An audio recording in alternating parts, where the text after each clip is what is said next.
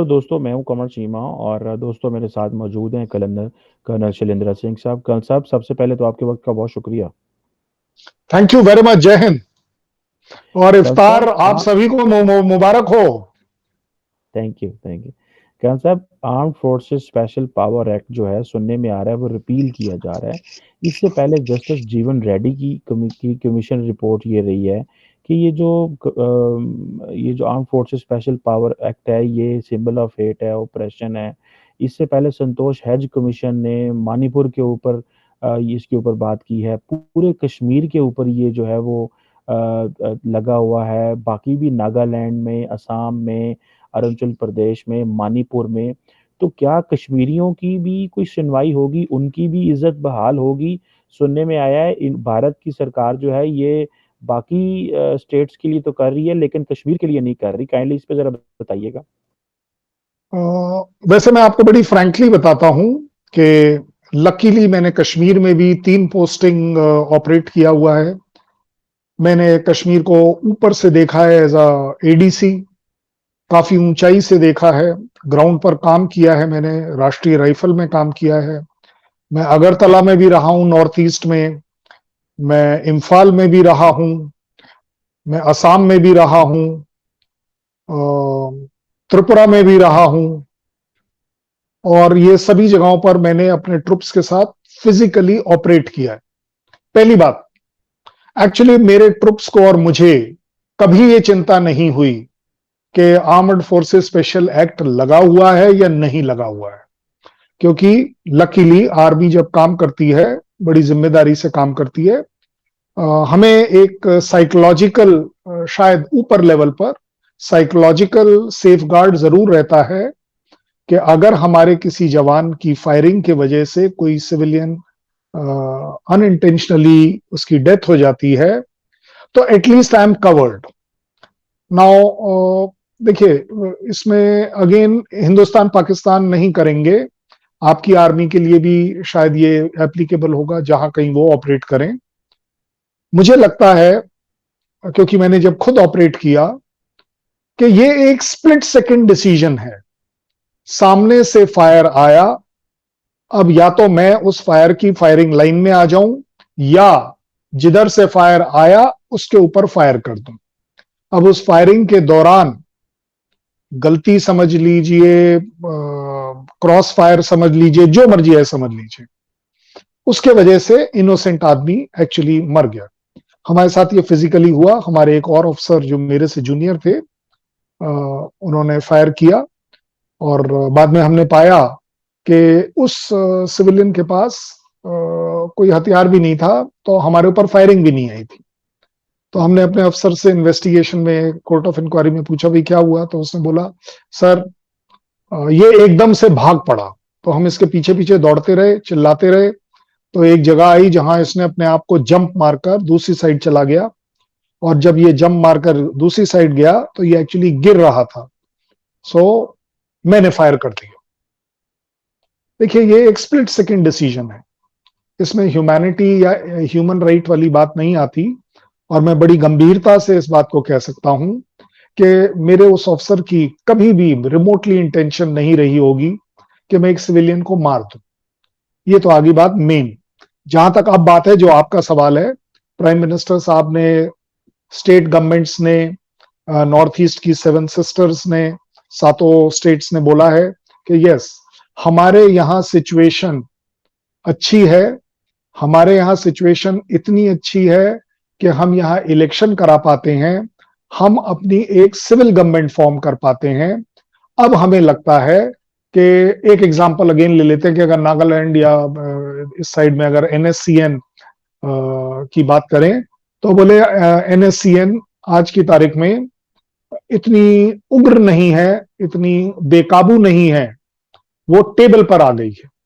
सो इस वजह से हमें उनके कार्डर्स को भी एक तरह की सिक्योरिटी देनी चाहिए कि चलिए जी, सिक्योरिटी फोर्सेस आपके खिलाफ ऑपरेट नहीं करेंगे। जहां तक बात है आपके यहां, मेरे यहां, सबके यहां एक बहुत बड़ी गलतफहमी है, आर्मी आर्मी आर्मी आर्मी। नहीं सर, मुझे नहीं लगता। There would be rarest of rare case कि जहां आर्मी को अपनी प्रोटेक्शन के लिए आर्मर्ड फोर्सेस स्पेशल पावर जो है वो एक्ट को इस्तेमाल करना पड़ा हो। ये हमें प्रोटेक्शन देती है, एक अम्ब्रेला देती है, लेकिन हमें इसमें बहुत ज्यादा पढ़ने की इसलिए जरूरत नहीं पड़ती क्योंकि हमारे यहाँ कल्चर नहीं है कि किसी भी सिविलियन को मार दो। कई देशों में भी आर्मी को ये एक फैसिलिटी अवेलेबल है कि उनको कोई सवाल ही नहीं पूछ सकता। मुझे लगता है ये बहुत अच्छा डेमोक्रेटिक स्टेप है कि अगर डेमोक्रेसी, क्योंकि अल्टीमेटली देखिए जब फोर्सेस ऑपरेट करती हैं तो उनका मुद्दा क्या है, उनका एम क्या है कि सिचुएशन नॉर्मल हो जाए और यहां लोग अपना आराम से रहें, अपनी पॉलिटिकल एक्टिविटी चलाते रहें। सो नॉर्थ ईस्ट नहीं में सभी स्टेट्स का कहना है, मैं एक सेकंड और लगाऊंगा, आई नो मैं थोड़ा लंबा बोल गया हूं, कि नॉर्थ ईस्ट के सभी स्टेट्स का कहना है कि हमारे यहाँ सिचुएशन राइप है कि एक सिविल गवर्नमेंट काम कर सकती है, पुलिस काम कर सकती है, पैरामिलिट्री फोर्सेस काम कर सकती है। इस वजह से आर्म्ड फोर्सेस स्पेशल पावर्स जो हैं वो देने की जरूरत नहीं है। हम्म, नहीं वो बात ठीक है कल साहब, कोई भी हुकूमत कहीं पे भी ये एक्ट लगा सकती है। पहली बात है, ये कहा जा रहा है कि ये एक्ट अभी तक जो बहुत सारे इलाकों में लगा हुआ है वो तो लगा हुआ है, लेकिन इसको हटाया इसलिए नहीं जा रहा है इस कंट्रोवर्शियल लॉ को, क्योंकि जम्मू एंड कश्मीर में भी ये लगा हुआ है, तो इसलिए वहां से नहीं हटाया जा रहा। सो अगर अभी ये गवर्नमेंट हटाती भी है, क्योंकि देखें इसमें पाकिस्तान या किसी और मुल्क को छोड़ें, आपका जो जस्टिस जीवन रेड्डी कमीशन रिपोर्ट है उन्होंने इसको डिस्करेज किया। फिर इसको संतोष हेज कमीशन ने मानीपुर के केसेस में इसको कहा। फिर सुप्रीम कोर्ट ऑफ इंडिया की इसके ऊपर भी जो है वो जिसे आप कह लें कि वर्डिक्ट्स हैं। फिर एक सेकंड एडमिनिस्ट्रेटिव रिफॉर्म कमीशन बना था, उसकी भी एक पब्लिक ऑर्डर के हवाले से एक रिपोर्ट आई थी, जो ये 1958 का ये एक्ट है, इसकी बात कर रहा हूँ मैं। क्वेश्चन ये है कि इंडिया बहुत बड़ी डेमोक्रेसी है। अभी राइजीना डायलॉग हुआ तो वहां पे जो जयशंकर साहब थे, इंडियन फॉरेन मिनिस्टर साहब, उन्होंने कहा जी कि हम देखें डेमोक्रेसी की प्रमोशन कर रहे हैं, हम तो बाकी अब साउथ एशिया में भी डेमोक्रेसी को प्रमोट करेंगे। तो वो बात कर रहे होंगे शायद पाकिस्तान की बात कर रहे होंगे या कहीं और जगहों की बात कर रहे होंगे जहां पे हाइब्रिड मॉडल रहते हैं या कुछ इस तरह की बातें रह रहे हैं। तो वो एक तरफ यूरोपियंस को और बाकी लोगों को कह रहे थे कि हम इस काबिल अच्छी डेमोक्रेसी हो चुके हैं कि अब हम खित्ते की जो डेमोक्रेटिक वैल्यूज हैं उनको हम प्रमोट करेंगे, जबकि आपके अपने मुल्क के अंदर आपने इस तरह के कवानीन बनाए हुए हैं, और सिर्फ एक मुल्क एक स्टेट के लिए नहीं बनाए हुए, बहुत सारे लोगों के लिए, बहुत सारे जो स्टेट्स के लिए बनाए हुए हैं। और खासतौर पे कश्मीरियों के साथ ये जो डिस्क्रिमिनेशन स्टेटस है, क्योंकि देखें बाकी नागालैंड हो या मणिपुर हो या असम हो या अरुणाचल प्रदेश हो, वहां पे जो कुछ स्टेट्स हैं या सॉरी कुछ डिस्ट्रिक्ट्स हैं, कश्मीर में तो इंटायर जो यूनियन टेरिटरी जो आप उसको कहते हैं उस पे लगा हुआ है। तो ये तो इंडिया के अंदर से आवाजें आ रही हैं। तो और सुनने में आया कि ये कांग्रेस की गवर्नमेंट हो या जो है बीजेपी की गवर्नमेंट सरकार हो, सारे एक जैसे क्यों सलूक करते हैं? और क्या क्वेश्चन ये है, आप कहते हैं कि आपने कभी अनजस्ट फायर नहीं किया, आपने कभी ज्यादती नहीं हुई। क्वेश्चन ये है कि जब इतने बड़े पैमाने पे इतने सालों से आपने जो कश्मीर को उस तरह दबाया हुआ है, तो does this make a sense कि अब इसको इतना लंबा कंटिन्यू किया जाए? या एक आखिरी इसमें मुझे पॉइंट ऐड करने दें, जहां से बाकी इलाकों पे उठाया जा रहा है, कश्मीर की भी सुनी जाएगी? 100% सुनी जाएगी, 200% सुनी जानी चाहिए, 1000% Kashmiris will get their justice. They should get their justice. They deserve their justice. There is no denying this fact. And as a फौजी, मैं इसको पूरे जोश से कहने के लिए तैयार हूं, होना चाहिए, क्यों नहीं होना चाहिए। लेकिन जैसा अभी अभी आपने कहा, मैं अब आपको आप ही की बात से बताता हूं और आप जज बनकर बताएं क्या सही है क्या गलत है। जब 58 में 59 में ये लगाया गया था, कश्मीर में तो नहीं लगाया था।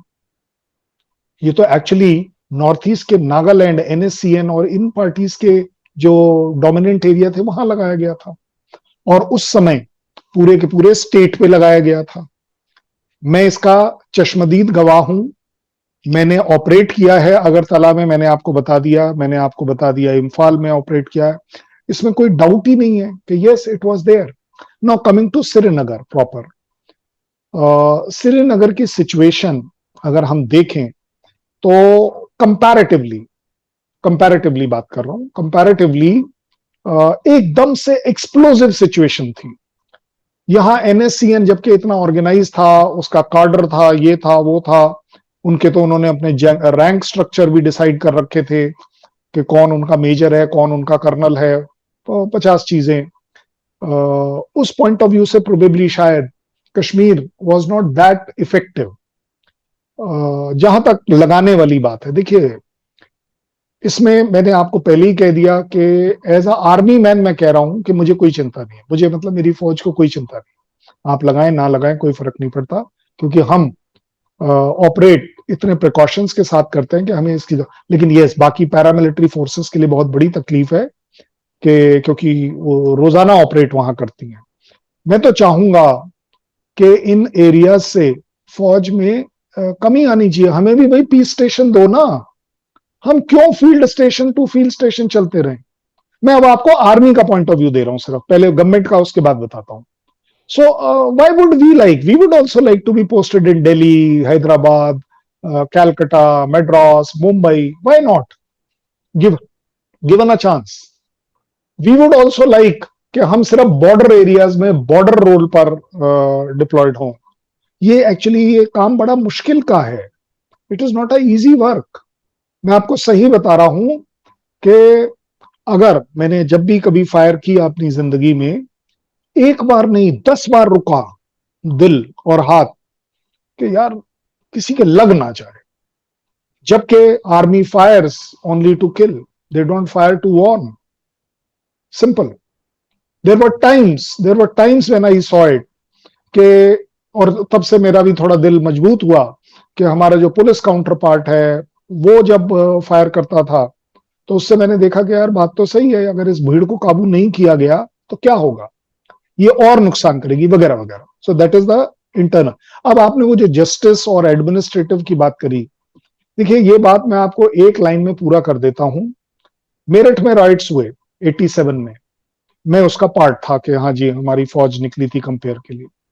सो किसी एक जने ने बोला कि भाई जब तक आपके पास वो कमिश्नर का डीएम का ऑर्डर नहीं होगा आप फायर नहीं कर सकते। तो मैंने कहा वेरी गुड जी, हम जाएंगे ही नहीं, या आप अपने डीएम को मेरे साथ भेज दीजिए। अब जो कंपनीज या टुकड़ियां जाती हैं वो 85 टुकड़ी जाती हैं पूरे शहर को कंट्रोल करने के लिए, डोमिनेट करने के लिए, पेट्रोलिंग करने के लिए। अब ये तो सर डिसाइडेड नहीं हो सकता ना कि कब कहां कौन पत्थरबाजी कर देगा, या कौन कब कहां कोई पेट्रोल बम की बोतल फेंक देगा, गोली चला देगा, कट्टा चला देगा वगैरह वगैरह। सबने कहा भाई साहब एक काम करिए, आप हमारे जो एडीएम साहब हैं, एसडीएम साहब हैं, डिस्ट्रिक्ट मजिस्ट्रेट साहब हैं, सिटी मजिस्ट्रेट साहब हैं, ये जो सारे हैं ये हर एक टुकड़ी के साथ होने चाहिए। कर कराकर डिसीजन ये हुआ कि चलिए जी जो क्रिटिकल एरियाज है वहां पर तो हम भेजेंगे। हमने कहा ठीक है भाई, डिस्ट्रिक्ट मजिस्ट्रेट साहब आप जरा आगे आगे चलिए, हम आपके पीछे पीछे चलते हैं। जब आप सिचुएशन असेस कर लें कि हाँ जी गोली चलाने लायक है या नहीं, तो फिर आप हमारी तरफ मुड़ के कागज पकड़ाइएगा, साइन करिएगा, और उसके बाद हम सिचुएशन को कंट्रोल कर लेंगे। आप मानेंगे नहीं, और ये मैं खुलकर बोल रहा हूं, चाहे वो चीफ जस्टिस हो या जो भी जस्टिस आप बता रहे हैं, मेरा चैलेंज है कि इस काम को करने के लिए क्या वो आगे आना पसंद करेंगे।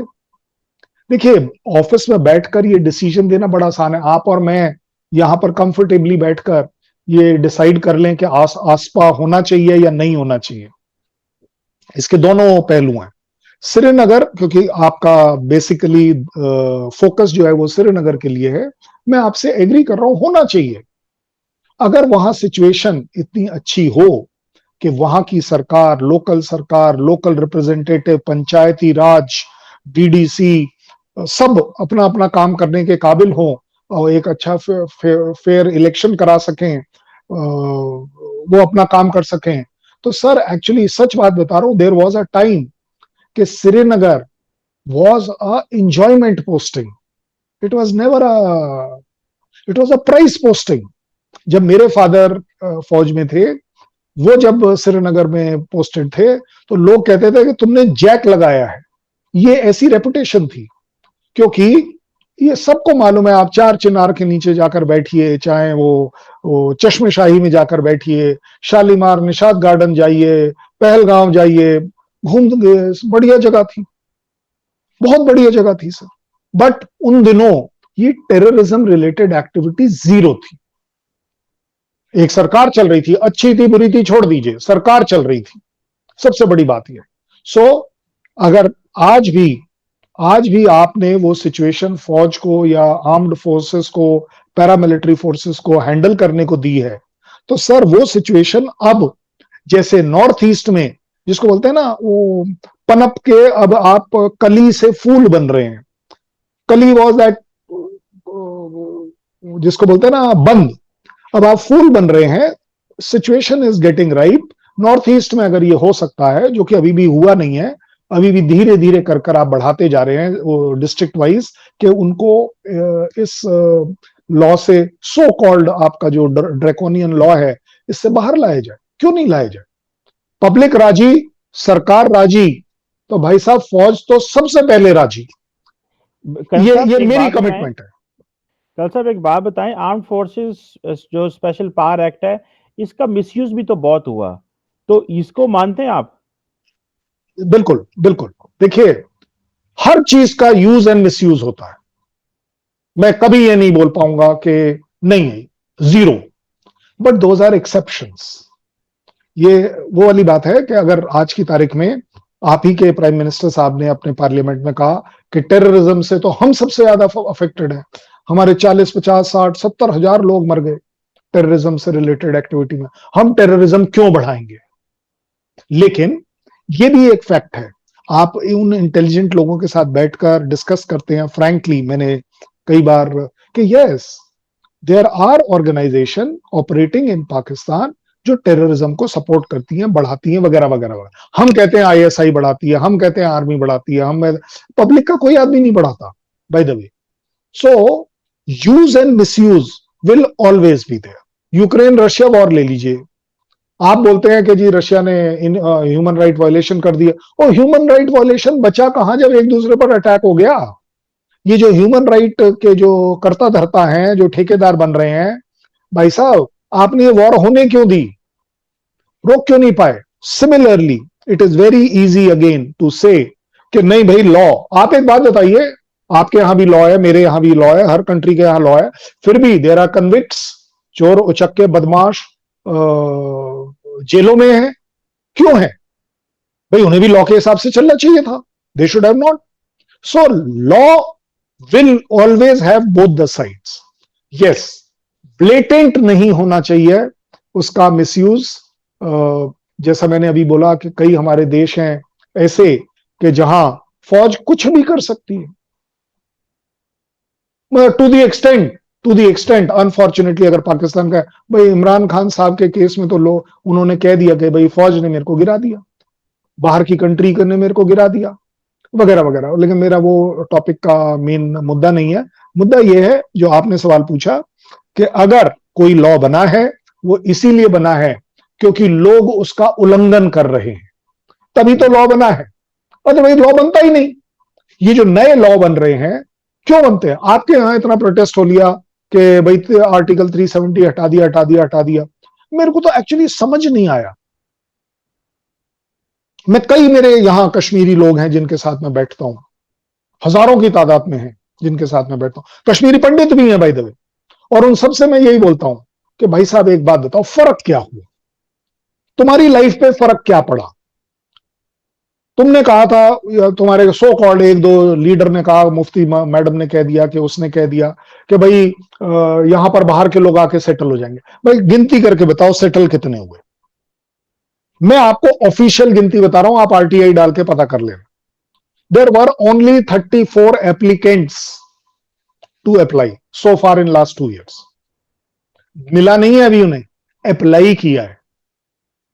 अभी उनकी वो इन्वेस्टिगेशन होगी, ये होगा वो होगा कि हाँ भाई वो 12 साल से ज्यादा इस जगह पर रहे हैं या नहीं, उन्हें देना चाहिए या नहीं, उनके पास कहीं और तो जगह नहीं है, वगैरह वगैरह। सो चीमा साहब, मुझे लगता है even Pakistan should be supporting some good things, and that good thing could be कि yes, law should not be broken, you will have to accept. आंख बंद करने से सिर्फ वो बोलते हैं ना, कबूतर आंख बंद कर ली तो बिल्ली चली गई, नहीं, ऐसे नहीं होगा। आंख बंद कर देने से ये नहीं होगा कि नहीं जी इस लॉ का उल्लंघन नहीं हो रहा। उल्लंघन हुआ है, तभी तो लोग चिल्लाए हैं, तभी तो लोगों में रोष आया है, तभी तो आप जिन चीफ जस्टिस की बात, वो जो जस्टिस की बात कर रहे हैं, एडमिनिस्ट्रेटर की बात कर रहे हैं, उन्होंने तभी तो बोला है।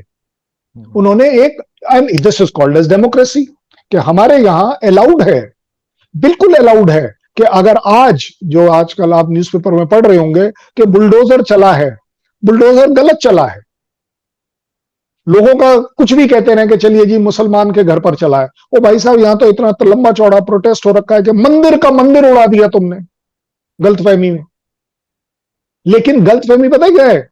गलतफहमी है कि था तो इलीगल ऑक्यूपेशन में, चाहे वो मुसलमान का दुकान था, चाहे मेरे हिंदू की मंदिर थी, दोनों हट गए। अब ये डिबेट का अगेन पॉइंट हो सकता है कि नहीं जी, घर तो 100 हटे, मंदिर सिर्फ 10 टूटे। एक भी क्यों टूटेगा?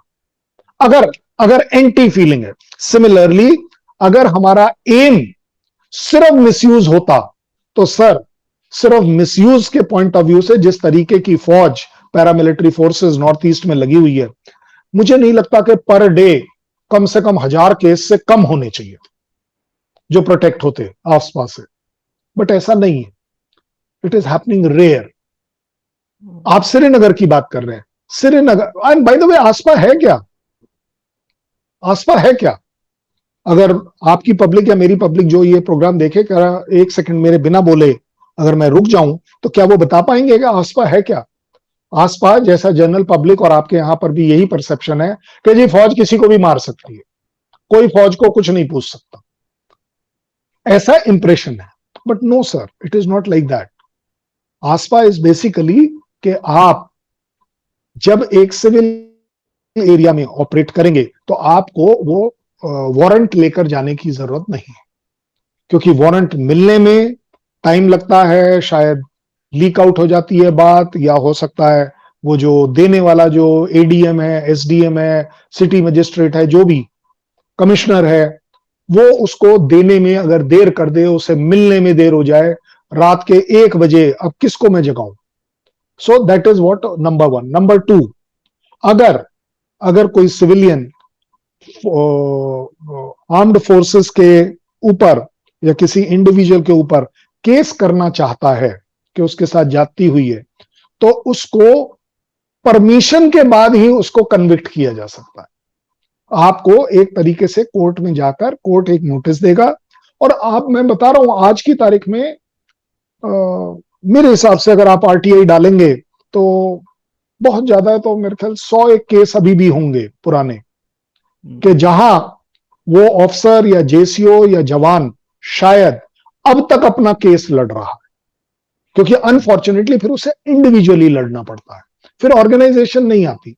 तो आप सोचिए कि जान हथेली पर लेकर अगर मैं एलसी के ऊपर टेररिज्म के खिलाफ काम कर रहा हूं, और अगर मेरी गोली बाई चांस किसी इनोसेंट सिविलियन के लिए लग जाती है, तो उसकी प्राइस मुझे इतनी बड़ी देनी पड़ेगी कि मैं अगले 10 साल तक सस्पेंड रहूंगा या सर्विस से बाहर रहूंगा। फिर मैं बार बार श्रीनगर जाकर, अगर आप श्रीनगर का एग्जांपल ले रहे हैं, चाहे वो नागालैंड हो श्रीनगर, कि वहां बार बार मुझे जाना पड़ेगा कोर्ट में हाजिरी के लिए। वहां का कोर्ट का जो जज होगा, जो लोअर कोर्ट का जज होगा, वो जायज बात है लोकल होगा, उसमें भी एक एंटी फीलिंग होगी कि हरियाणा का जाट है या केरला का तंबी है।